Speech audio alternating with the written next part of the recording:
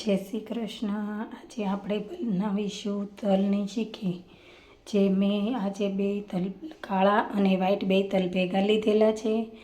જેટલા તલ છે એટલું જ આપણે ગોળ લીધો છે।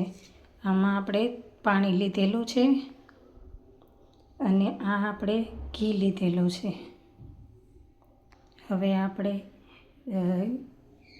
આમાં થોડુંક 1 ચમચી ઘી નાખી દઈશું અને તેને આપણે ગરમ કરી લઈશું અને પછી આપણે એમાં ગોળ ઉમેરી દઈશું। આપણે ગેસને ઓન કરીશું। તેમાં આપણે આ તલ ગોળ આપણો નાખી દઈશું અને આપણે એને ધીમા તાપે ગોળને હલાવતું રહેવાનું છે કે જેથી આપણી ચીક્કી સરસ કડકડી અને મસ્ત બને। દાંતે ચોટે એવી આપણે નથી બનાવવાની, આપણે એકદમ બજાર જેવી કડકડી ચીક્કી બનાવવાની છે। ધીમા આંચ ઉપર આપણે ધીમે ધીમે એને ગોળને ઓગાળવાનો છે।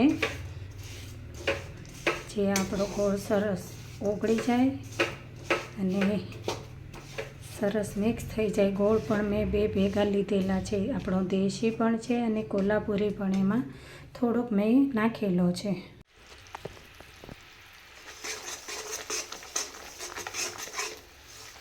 આપણે એને ગેસને એકદમ ધીમો રાખવાનો છે અને આપણે ગોળ ચાસણીને ધીમે ધીમે હલાવતું રહેવાનું છે કે આપણો ગોળ નીચે ધીમે ધીમે હલાવતું રહેવાનું છે, આપણો ગોળ નીચે ના બેસી જાય।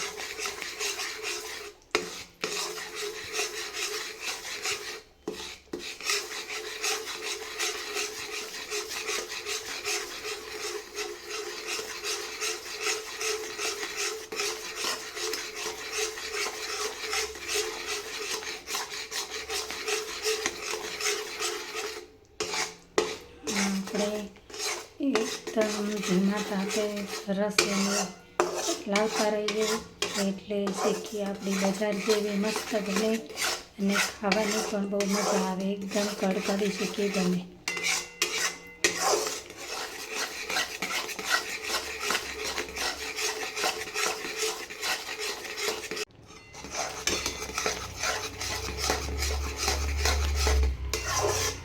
તમે જોઈ શકો છો કે આપણો ગોળનો ઉપરો આવવા માંડ્યો છે। થોડી વાર આપણો ગોળની ચાસણી કમ્પ્લીટ થઈ જશે પછી આપણે પાણીમાં થોડુંક નાખીને એને જોઈ લઈએ તો આપણને ખ્યાલ આવી જાય કે આપણે હજી જોઈ શકીએ છીએ કે આપણે હજી થોડીક વાર છે ગોળની।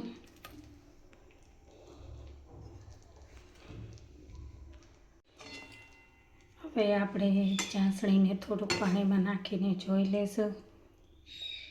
થોડીક વાર ઠંડુ થવા દઈએ, ત્યાં સુધી આપણે આને હલાવતા રહેવાનું છે કે નીચે ચોંટી ના જાય। એટલે થોડુંક ઠંડુ થઈ જાય પાણીમાં એટલે આપણે એને જોઈ લેવાનું છે કે આપણો ગોળ થઈ ગયો છે કે હજી થોડીક વાર છે। થોડીક વાર છે, હજી થોડોક હજી ઢીલો છે। આવું આપણે નાખીશું તો આપણા દાંતમાં ચોંટશે એટલે આપણે હજી થોડીક વાર એને થવા દઈએ।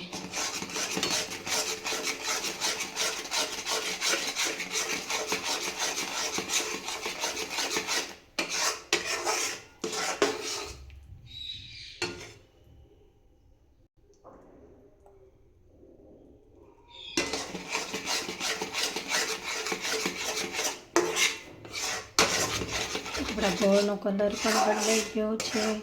હવે આપણે જોઈ લઈએ કે આપણો ગોળ એકદમ થઈ ગયો છે સરસ। હવે આપણે આમાં ભેળવી દેવાના છે તલને। ગોળ તમે જોઈ શકો છો કે એકદમ કડકડો ભાંગી જાય એવો થઈ ગયો છે। હવે આપણે આમાં તલને ભેળવી દઈશું।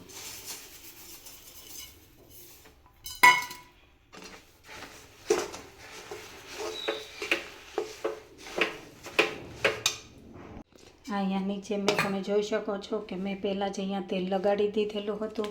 હવે અહીંયા મેં તલની ચીક્કી નાખી દીધી છે। હવે આપણે એને ધીરે ધીરે પાથળી દેવાની છે, થોડી ઠંડી થાય પછી આપણે એને વેણાથી વણી લઈશું એટલે એકદમ સરસ પતલી બની જાય, એટલે ખાવાની બહુ મજા આવે.